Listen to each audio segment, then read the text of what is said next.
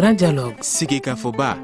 Edouani wa Makaran. Le Grand Dialogue, l'émission de débat du studio Tamani sur votre radio. Chenibiro. Halud Mauni. Chenibiri. Sigika Foba. Le Grand Dialogue. Le Grand Dialogue.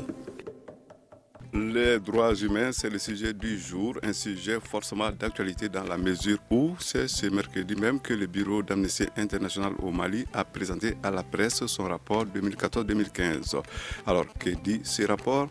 Est-il un peu plus optimiste que le document de 2013-2014 en matière de respect des droits de l'homme? Que représente l'Afrique et spécifiquement le Mali à ce jour? À ces questions et à bien d'autres vont tout à l'heure répondre nos invités. Nos invités qui sont au nombre de 3. Le troisième va nous les rejoindrons plutôt au téléphone. Alors, ceux qui sont dans le studio, c'est d'abord Saloum Traoré.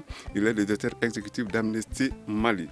En second lieu, nous avons Drissa Traoré, lui, il est chargé du programme de l'AMDH, FIDH. Et nous aurons donc Maître Brima Kodé que nous viendrons. C'est Maître Brima Kodé donc que nous viendrons au téléphone. Il est le président d'honneur de l'AMDH en même temps président de l'Union interafricaine des droits de l'homme.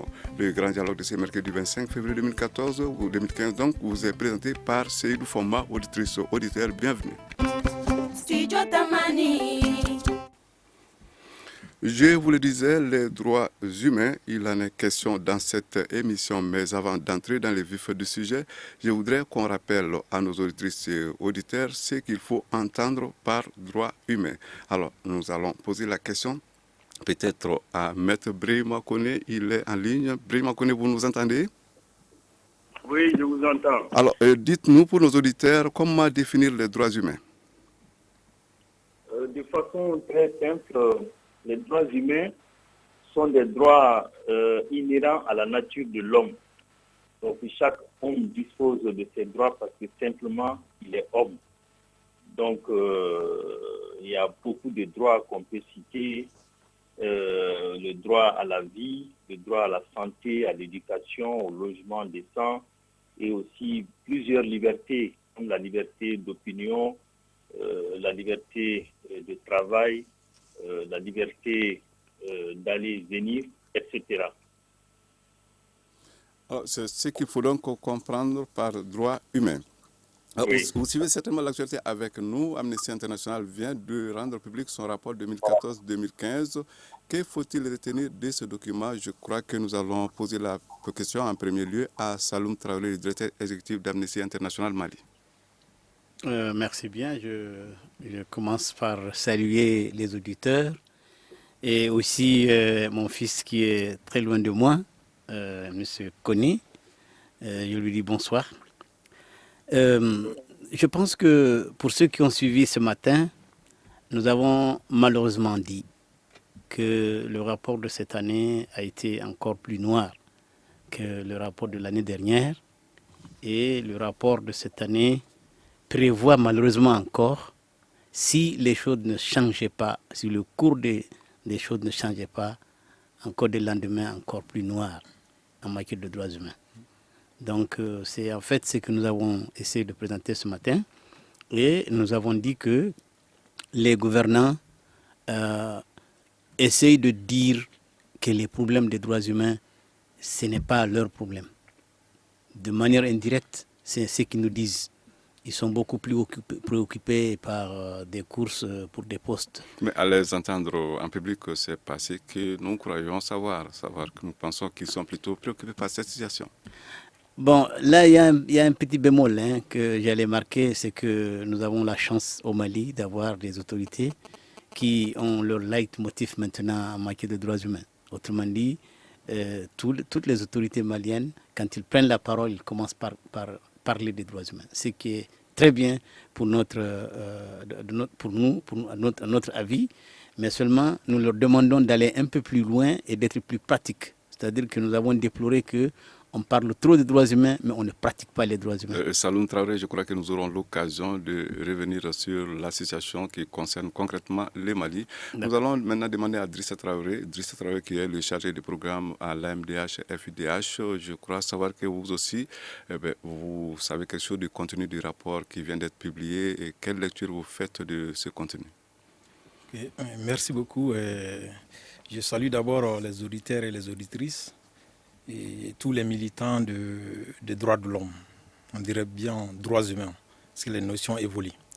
Alors, je crois que c'est une tradition pour Amnesty International de publier chaque année un rapport qui accable quand même plusieurs pays. Je veux dire les pays dans lesquels il y a eu des graves violations des droits de l'homme. Je crois que le Mali fait partie. Donc pour nous, c'est une opportunité d'avoir des institutions, je veux dire des organisations qui sont en mesure d'alerter l'opinion nationale et internationale sur la gravité des manquements aux droits humains. Donc les rapports de Amnesty, je crois bien, a été fait dans ce sens. Donc voilà, c'est important pour nous de s'en approprier pour continuer effectivement à défendre les droits humains. Si toutefois Maître Brahima Koné est en ligne, nous allons lui aussi lui demander d'apprécier le contenu du rapport publié ce matin. Maître Koné? Oui. Alors, nous parlons du rapport d'Amnesty International, publié un rapport qui concerne donc les droits humains à travers le monde. Alors, si vous avez pu jeter un coup d'œil sur ce rapport, quelle lecture en faites-vous? Qu'est-ce que vous en dites? Je suis parfaitement d'accord avec la teneur de ce rapport qui traduit de façon fidèle ce qui se passe aujourd'hui de par le monde, les atrocités commises par-ci et par-là, et surtout en Afrique. Franchement, le rapport a été très exhaustif, mais très accablant parce que ça traduit le degré des crimes, degré de gravité des crimes perpétrés de par le monde, et un rapport qui interpelle aujourd'hui la communauté internationale et tous les dirigeants, surtout ceux de l'Afrique, pour faire en sorte que nous puissions prendre des dispositions afin que l'impunité ne puisse pas perdurer, parce que ça traduit à mon avis, que l'impunité est en train de s'installer avec force de par le monde, et surtout en Afrique. Alors, nous revenons donc dans ce studio. Vous l'avez dit, maître, Saloum Traoré, qui est le directeur exécutif d'Amnesty International Mali, vous l'avez dit, le rapport est sombre. Le rapport publié pour la période 2013-2014 était pessimiste, celui-là semble plus sombre. Dites-nous alors, qu'est-ce qui arrive? Est-ce qu'il n'y a pas lieu de s'alarmer?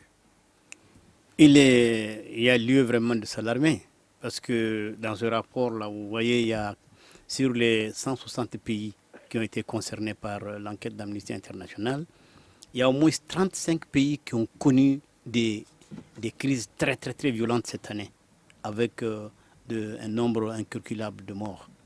Donc, il faut dire que le rapport est vraiment très très accablant. Mais il y a quand même une petite avancée dans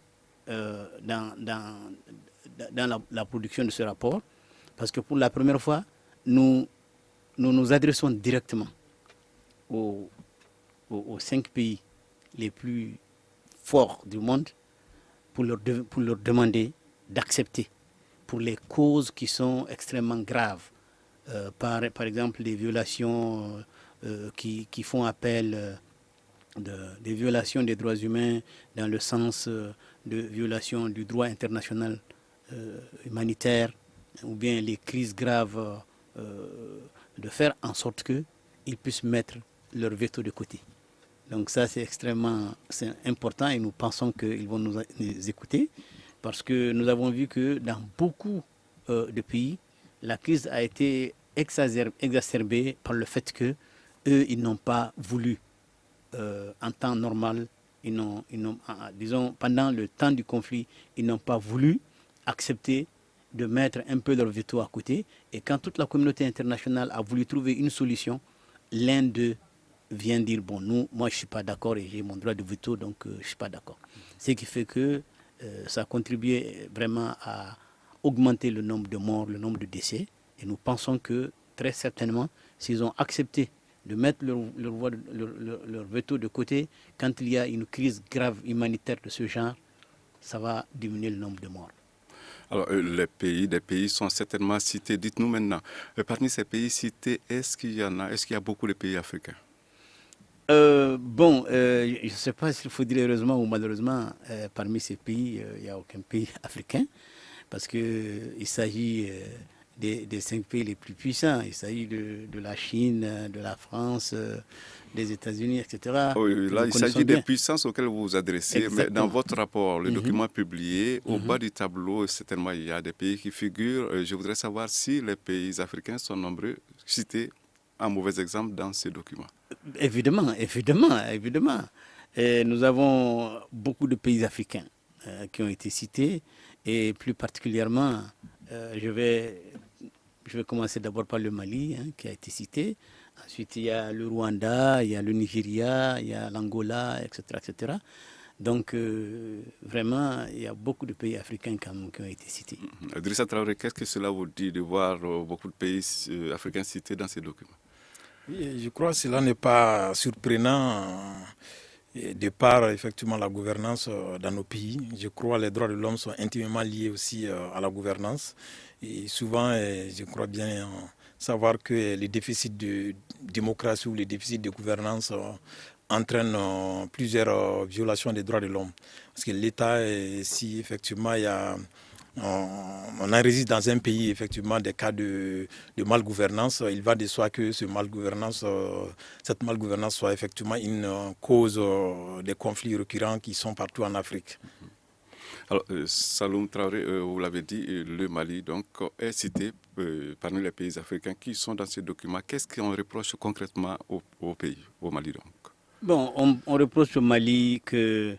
il y a eu une lenteur exagérée dans le traitement des dossiers concernant les violations qui ont été commises dans le nord du Mali, aussi bien que les violations qui ont été commises à Bamako à l'occasion du putsch militaire. Donc on trouve que les victimes attendent et les victimes n'ont pas satisfaction et les victimes ne comprennent pas du tout. Est-ce que vraiment les gens sont sensibles à ce qui leur est arrivé? Alors donc, c'est un peu surtout sur ça qu'on a trouvé que le Mali est en train d'encourager l'impunité, parce que quand les gens ont eu à faire des violations graves et qu'on n'arrive pas à les juger, eh bien, on ne comprend pas. Surtout que nous avons tous été témoins de la libération que nous avons beaucoup déplorée des juges islamiques de Tombouctou et de Gao. Donc, ça fait que le rapport, en tout cas, reproche au Mali d'avoir été extrêmement laxiste dans le traitement de ce dossier. Maître Brima Koné est en ligne. Alors, Maître Koné, êtes-vous d'accord avec les conclusions d'Amnesty International dans son rapport? Amnesty qui a des choses graves à reprocher au Mali? Je suis tout à fait d'accord avec Amnesty, comme vient de le dire Saloum. C'est vrai, il y a eu beaucoup de crimes qui ont été perpétrés au Mali, au nord comme au sud, mais rien ne bouge. Malgré les efforts déployés par les organisations des droits de l'homme que vous avez présentes devant vous, Amnesty, l'AMDH et bien d'autres qui se sont évertués à documenter les crimes et à saisir les juridictions, mais rien ne bouge. Et nous pensons qu'il n'y a pas une réelle volonté politique de faire droit à la justice, et surtout que les négociations politiques sont en cours. Aujourd'hui, on a l'impression que les autorités ne veulent plus entendre parler de justice, alors que on voit par-ci par-là des séminaires souvent qui sont organisés pour parler de justice traditionnelle. Mais dans les faits, on a l'impression que les autorités traînent les pieds. Et voilà pourquoi j'apprécie les conclusions fortes faites par Amnesty International à l'égard du Mali. Studio Tamani, il est 18h30. Vous écoutez Studio Tamani? Votre avis nous intéresse. Écrivez vos commentaires et suggestions sur la page Facebook et dialoguez avec nous. Studio Tamani, c'est aussi les réseaux sociaux. Nous abordons donc la deuxième partie de ce grand dialogue. Nous étions en train de parler déjà du Mali. Nous allons continuer sur cette lancée. La situation des droits de l'homme, ça pose donc problème au Mali. En a-t-il été toujours ou est-ce tout cela le résultat de la profonde crise qui traverse le pays? Je pose donc la question à Driss Traoré, le chargé de programme de la MDH-FIDH. Okay. Je crois que si nous considérons la situation du Mali pendant la crise, nous avons toujours dit que la situation est critique. Mais il y a eu tout le temps des violations des droits de l'homme, que ce soit en temps de crise ou en temps de paix. Mais à l'heure actuelle, on met un accent particulier sur les violations commises pendant la crise. Donc, notamment à partir du 17 janvier 2012 jusqu'à maintenant, parce qu'il y a c'est vrai que les violations ont stagné, mais il y a des cas isolés qui se passent. Maintenant, on s'intéresse beaucoup effectivement aux procédures judiciaires. Et parce que nos différentes organisations, comme Maître Brahima l'a dit, pour qui j'ai beaucoup d'admiration, et nos organisations ont documenté plusieurs cas de violations des droits de l'homme pendant cette crise. Donc, il y a eu des cas d'amputation, des exécutions sommaires, des viols massifs, collectifs. Et nous avons compris effectivement qu'il faille demander à l'État son devoir, disons rappeler à l'État son devoir d'assumer effectivement ses rôles effectivement en permettant aux victimes d'accéder à la justice. Et quand les premières procédures judiciaires ont été ouvertes en juillet 2012, bien sûr avec la saisine de la CPI aussi, nous étions très contents parce que pour nous c'est des avancées considérables. Et c'est là où ces avancées ont continué avec les inculpations des auteurs présumés des crimes qui ont été commis au Sud. Saloum en a parlé, je ne vais pas rentrer dans les détails. Et cependant, à partir de juillet, je dirais bien juillet 2014, donc notamment à travers les différentes libérations que j'ai qualifiées d'extrajudiciaires, nous avons assisté quand même à un recul. Parce que tout simplement nous avons pensé que les droits des victimes sont en train d'être ignorés effectivement au profit d'un accord politique et pour lequel nous ne savons pas si effectivement tous les Maliens sont d'accord sur le contenu. Et en tout cas la position de nos organisations, notamment la FIDH et la MDH, c'est de permettre au Mali, disons, c'est de plaider pour un accord de paix durable. Un accord durable, c'est celui qui respecte les droits des victimes à la vérité, à la justice, à la réparation. Alors, le tableau que vous venez donc de peindre est un tableau assez noir. Mais dites-nous, est-ce qu'il n'y a pas, ne serait-ce que quelques points de satisfaction en matière de respect des droits de l'homme au Mali? Oui, bien sûr, on ne peut pas, comme Saloum l'a dit aussi, on ne peut pas nier l'évidence. Il faut aussi reconnaître tous les efforts qui ont été fournis par l'État. Donc j'avais parlé tantôt de l'ouverture des procédures judiciaires, j'avais aussi parlé des différentes inculpations, notamment dans les différentes affaires dans lesquelles les militaires sont impliqués, notamment à Bamako-Kati. Donc pour nous, c'est des avancées. Il y a aussi la saisine de la Cour pénale internationale en juillet, bien sûr avec l'appui de nos organisations. Tout ça, c'est des avancées. Mais après, nous avons assisté quand même à un recul qui continue à perdurer, et à travers notamment les différentes libérations. Et nous avons une grosse crainte et quand nous suivons effectivement les négociations à distance.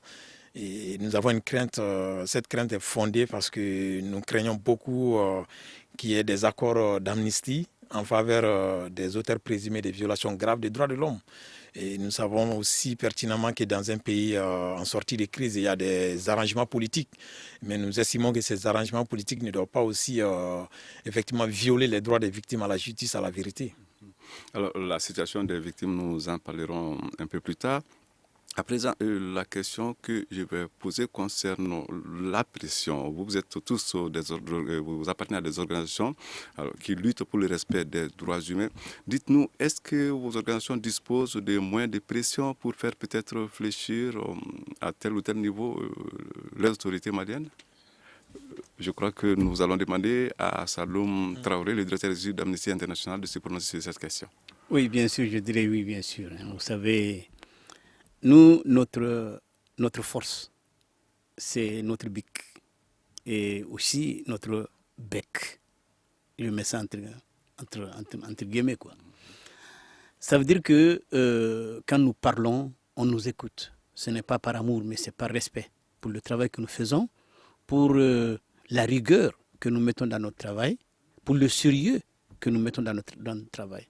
Alpha Omar Konaré nous avait reçus une fois à Koulouba et il nous a dit, bon, vous savez, Amnesty International, tout ce que vous dites, je prends ça au sérieux, même si je ne suis pas obligé d'être d'accord avec vous. Donc, nous avons effectivement une pression et à travers le monde entier, les États ont tous du respect pour les défenses des droits humains, pour les organisations de défense des droits humains.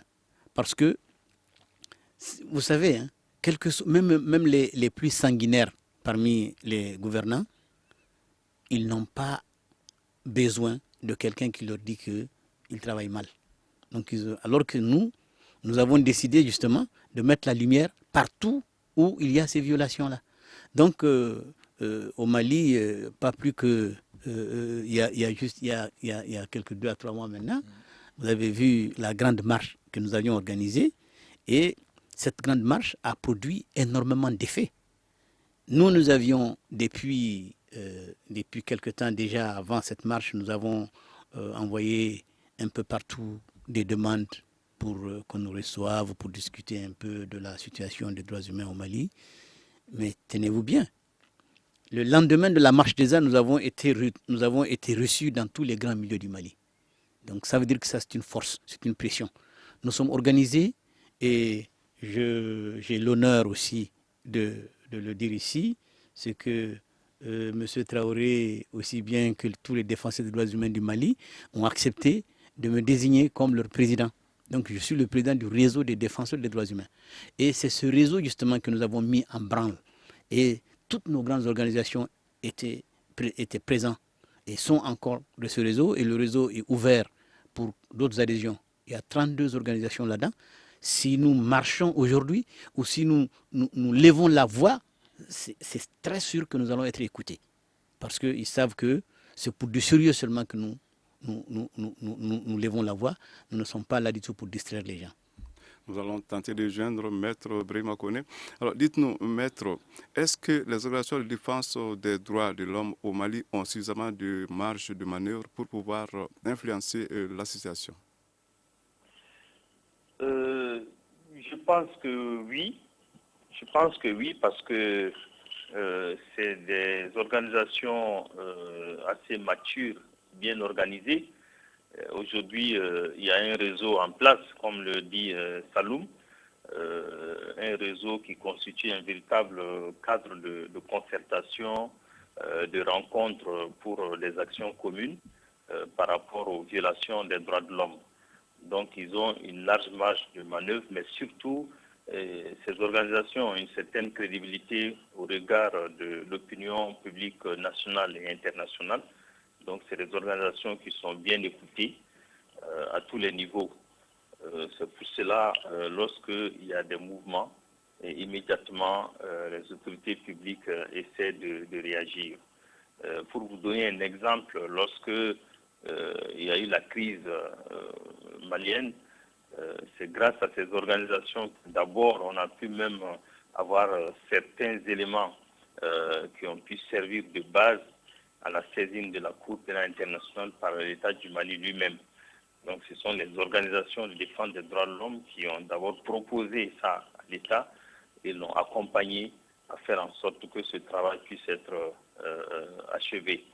Et à d'autres niveaux, chaque fois que l'État est entendu au niveau sous-régional ou au niveau international, ces organisations ont la possibilité de se faire entendre aussi pour apporter la contradiction s'il le faut, ou en tout cas apporter la clarification par rapport à ce qui se passe au Mali. Donc je pense que c'est les organisations qu'il faut respecter. Alors, Drissa Traoré, vous êtes le chargé de programme de l'AMDH-FIDH au Mali. C'est vrai qu'on parle beaucoup des droits de la femme, des droits des enfants. Est-ce que le Mali, par rapport à beaucoup de pays africains, aurait vraiment eu à faire beaucoup de progrès dans ces domaines? Alors, le bilan est mitigé, vous conviendrez avec moi. Je sais que Maître Brahima, mon petit esclave, il est d'accord avec moi sur ce sujet. Et parfois, on avait senti des améliorations, mais bon, aujourd'hui, s'il faut faire un bilan, je dirais que le bilan est mitigé. Parce que tantôt, il y a des améliorations, mais à côté aussi, il y a du recul. Et moi, je ne veux pas rentrer dans les détails des différents textes qui sont effectivement pendant soit devant l'Assemblée nationale ou dans les différents ministères. Ces textes sont bloqués. Et souvent, c'est des textes qui consacrent aussi les droits des femmes et c'est des enfants. Et nous nous battons aujourd'hui pour une participation accrue des femmes, je veux dire accrue, mais aussi qualitative des femmes aux différents instants de décision. Je crois que cela passe surtout par le respect de leurs droits. Sinon, des femmes ministres, il y en a eu assez au Mali, même plus que dans certains pays beaucoup plus démocratiques, entre guillemets.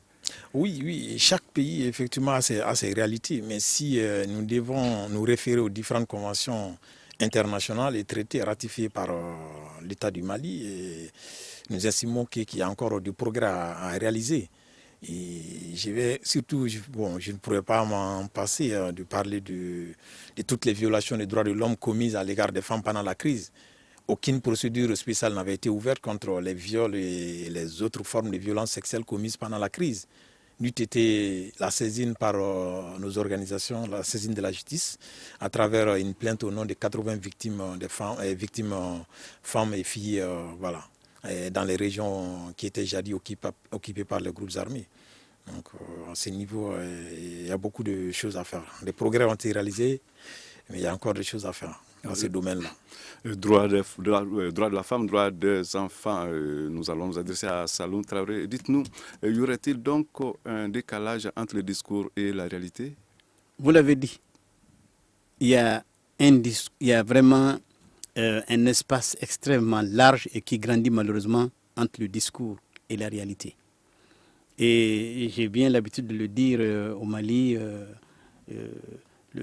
ce qui m'étonne beaucoup, c'est surtout cette dichotomie, ou disons plutôt, je ne sais même pas, cette dualité, et avec un Mali qui ratifie tous les textes. Chaque fois qu'il y a un texte international qui doit aller dans le sens des droits humains, eh bien, les Maliens sont prêts à ratifier. Et maintenant, quand il s'agit de la pratique, personne ne veut être responsable. Vous voyez, en parlant du droit des femmes, en parlant du droit des enfants, eh bien, le Mali n'a pas accepté du tout de respecter ses responsabilités, ses engagements par rapport aux conventions qu'il a eu à signer par rapport aux femmes, par rapport aux enfants. Il y a juste une semaine, je me suis rendu dans un lieu de détention où j'ai trouvé des enfants. Et ces enfants, ils sont là-bas depuis un peu longtemps. Ça fait la 3e fois que je rends visite à ces enfants. Et les autorités me disent simplement qu'ils ne sont pas sûrs que c'est des enfants. Parce qu'ils n'ont pas présenté de papier, d'acte de naissance. Et qu'actuellement, le processus qui est en place, c'est qu'il faut qu'il y ait un juge qui vienne avec des experts pour déterminer leur âge. Et là, ça fait déjà 3 mois, comme l'a dit, et je continue toujours à visiter ces enfants en prison et ils sont là. Mais est-ce qu'il ne faudra pas d'abord déterminer leur âge avant de se décider par rapport à leur destination, non? En fait, c'est peut-être ce qu'ils sont en train de vouloir faire. Mais en réalité, ça fait plus d'1 an maintenant que ces enfants sont dans la même cellule que des adultes. Et pas n'importe quel adulte. Il s'agit de ceux-là qui ont égorgé, ceux-là qui ont tué dans le nord. Ce sont ces gens qui sont en prison ici et ils sont dans la même cellule que ces enfants. C'est vraiment déplorable. Moi, j'avais demandé simplement qu'on transfère ces enfants-là à Boulé puisque c'est des enfants. Mais on m'a dit que non, il faudrait justement qu'on détermine leur âge, etc., etc. Il se trouve d'ailleurs qu'il y a une convention qui a été signée entre le Mali, entre l'armée malienne, Serval et les autorités, la gendarmerie, comme quoi, chaque fois qu'on arrête les enfants et qu'on les amène, on doit d'abord les considérer comme des victimes. Parce que c'est des gens qui n'ont pas opté pour aller faire la guerre. Donc c'est des victimes. La seule chose à faire, c'est de les libérer. Il y a certains qui sont vraiment délabrés. Au lieu de les libérer simplement, il y a l'UNESCO qui est là qui a aussi accepté de signer cette convention avec les forces armées pour pouvoir reprendre ces enfants-là et leur donner l'assistance psychologique nécessaire avant de les remettre aux parents. Il est 18h45 à Bamako. Dans un instant, la suite de ce débat. Une réaction, un avis, un commentaire. Réagissez sur la page Facebook de Studio Tamani et restez connectés avec nous. Studio Tamani sur les réseaux sociaux pour vous faire entendre. Dernière ligne droite de ce débat, nous allons à présent nous intéresser à deux termes, l'impunité et la réconciliation, deux mots beaucoup employés ces derniers temps ici au Mali. Alors, comment gérer la question de l'impunité et de la réconciliation? Il y a peut-être le souci de ne pas passer les crimes impardonnables, il y a aussi celui de se pardonner. C'est une équation difficile, non? Nous allons demander à Maître Brahima Kone qui est en ligne. Oui, c'est une équation qui paraît difficile, mais nous, à notre avis, il faut savoir appliquer les principes qu'il faut en la matière. Dans le cas du Mali, nous avons connu des crimes d'une extrême gravité, des crimes de guerre et des crimes contre l'humanité qui sont considérés au regard du droit pénal international comme étant des crimes imprescriptibles. Donc, dans le cadre de la réconciliation, nous pensons qu'il faut d'abord faire face aux questions de justice, établir l'historique des faits, qui a fait quoi. Lorsque les résultats sont établis, que les auteurs soient traduits en justice, s'agissant de crimes graves, que réparation soit faite aux victimes et faire en sorte aussi qu'on évite de telles atrocités en l'avenir. Bon, donc dans ce cadre-là, on peut concilier le besoin de justice avec les exigences de paix et de réconciliation. Mais lorsqu'on veut s'asseoir sur le concept de justice pour faire en sorte que prévalent juste la réconciliation et la paix, comme l'a dit mon petit-fils Doussa Traoré, une paix conquise dans ces conditions ne serait que précaire. Donc pour que la paix soit durable, il faudrait d'abord rendre justice et dignité aux victimes, procéder aux réparations qu'il faut. Donc dans le cadre d'une réconciliation nationale, il y a des infractions qui ont été commises et qui peuvent certainement faire l'objet de négociations, mais ça c'est vraiment quelques petites infractions. Mais s'agissant du crime d'une certaine gravité, des exécutions sommaires, des amputations et autres, je ne pense pas que l'on puisse fermer les yeux là-dessus. C'est d'ailleurs pour cela que nous avons beaucoup tiré la sonnette d'alarme face à ces négociations qui ont lieu à Alger, alors pour que l'aspect justice n'échappe pas du tout aux négociateurs. Alors, nous allons maintenant nous tourner du côté de Doussa Traoré. Rendre justice aux victimes, est-ce que des actions concrètes sont en cours au Mali pour que cela soit une réalité? Merci beaucoup pour cette pertinente question. Et je crois que les actions, il faut les voir à deux niveaux. Donc, les actions, effectivement, réalisées par l'État et les actions réalisées par la société civile, notamment les organisations de défense des droits de l'homme. Quant aux actions réalisées par l'État, donc, nous avons tantôt parlé de la saisine de la CPI, nous avons parlé de l'ouverture des procédures judiciaires dans certains cas, et même si nous avons déploré aussi des faiblesses. Et en gros, ça, c'est des actions réalisées par l'État. Je ne vais pas oublier non plus les différentes inculpations. Donc voilà, ça c'est à mettre à l'actif de l'État. Et s'agissant des actions réalisées par nos organisations, je crois que nous avons essayé de contourner un déficit de volonté politique.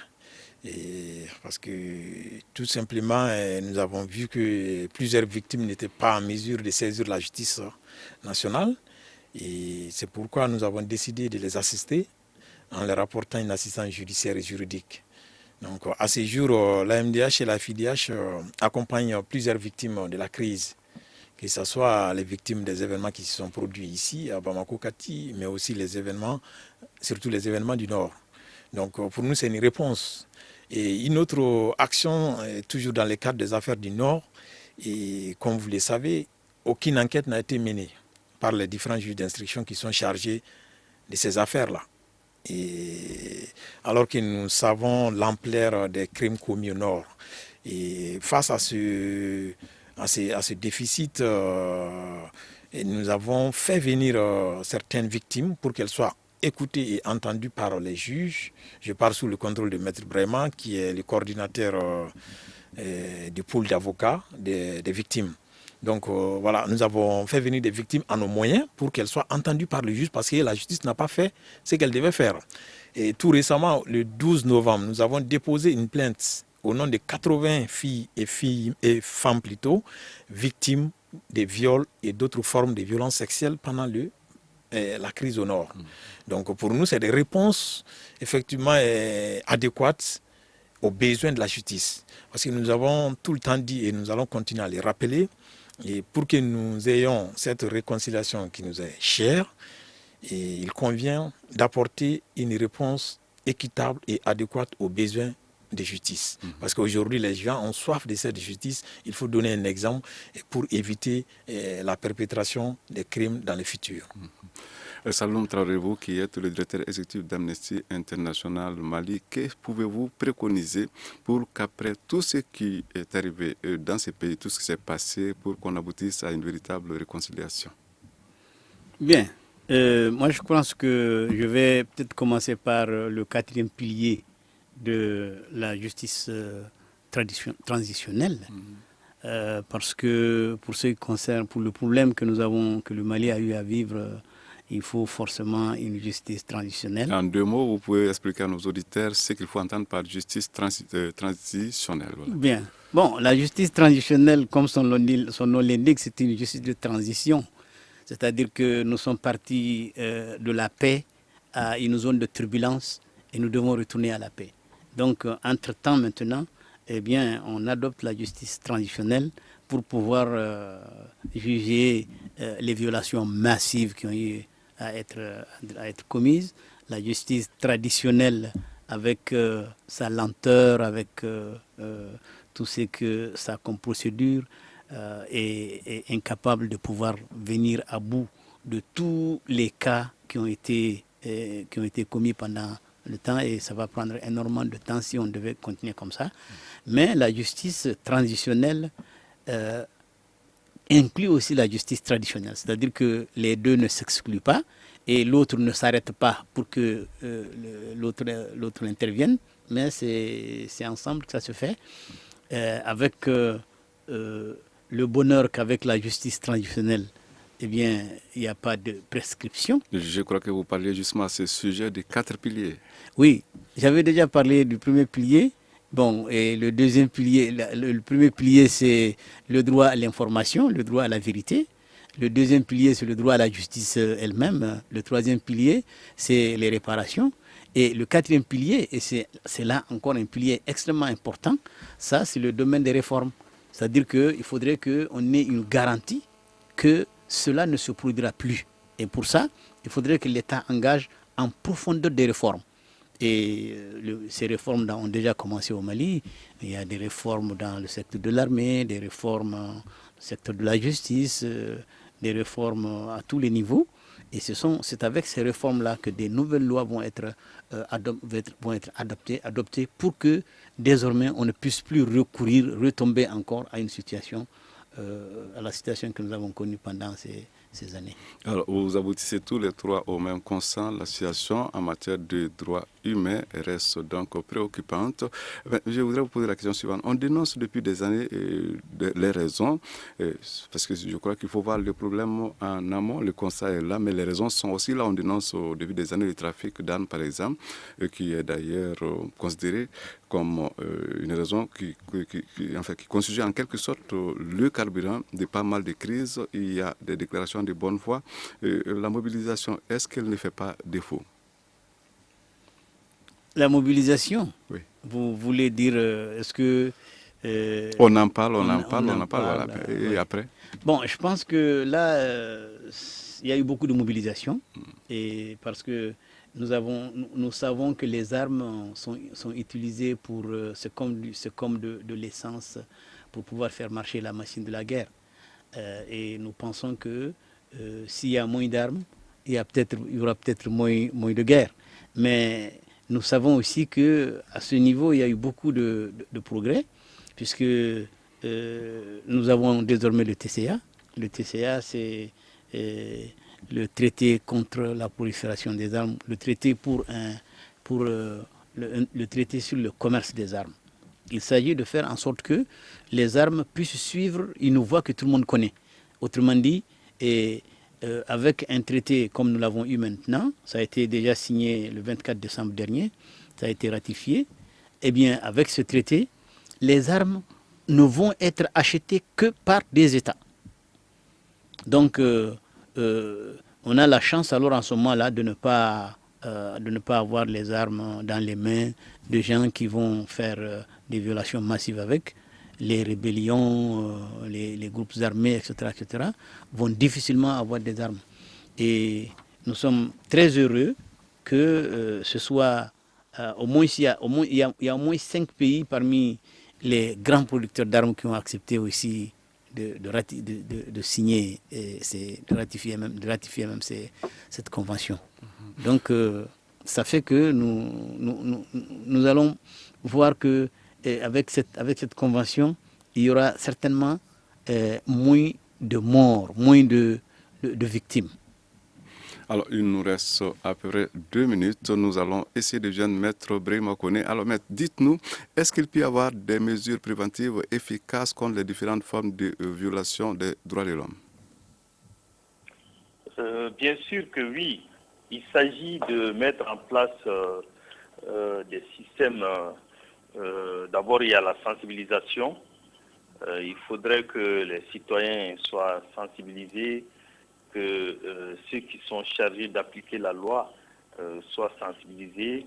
Mais il y a aussi la formation des citoyens, tout comme de ceux qui exercent la loi. Notamment, je veux parler des porteurs d'uniformes qui sont la main de la justice, la police, la gendarmerie, etc., qui, sans jeter le discrédit sur qui que ce soit, qui sont en tout cas les premiers à violer les droits de l'homme. Donc ça, c'est des moyens préventifs à mon avis, mais également mettre en place un système d'alerte précoce qui puisse faire en sorte que l'on puisse prendre des mesures avant même que des violations n'aient lieu. Merci. Donc ça, il s'agit de mécanismes qu'il faut mettre en place. Merci. Voilà, merci Maître Brahima Koné. 2 mots. On va terminer donc avec M. Drissa Traoré. En 2 mots juste. Vous, le chargé de vous avez le mot de la fin. Rapidement, je voudrais dire que notre mobilisation doit se focaliser davantage sur la réponse à la crise et sans pour autant oublier effectivement les causes ou les racines du mal, notamment la corruption, la malgouvernance de façon générale. Et voilà, donc je vous remercie pour cette initiative. Nous voici donc au terme de votre émission Le Grand Dialogue de ce mercredi 25 février 2015. Je vous rappelle que la question débattue, c'était les droits humains. On prit part au débat 3 invités. Saloum Traoré, directeur exécutif d'Amnesty International Mali, Drissa Traoré, chargé de programme AMDH FDH, Maître Brahima Koné FIDH. Il est d'ailleurs le président de l'Union interafricaine des droits de l'homme, président d'honneur de l'AMDH. Cette émission vous a été présentée par Seydou Fomba. À la mise en ongle, il y avait Peting Diara et à la régie vidéo, c'est le jeune Ouattara. On se retrouve donc très prochainement.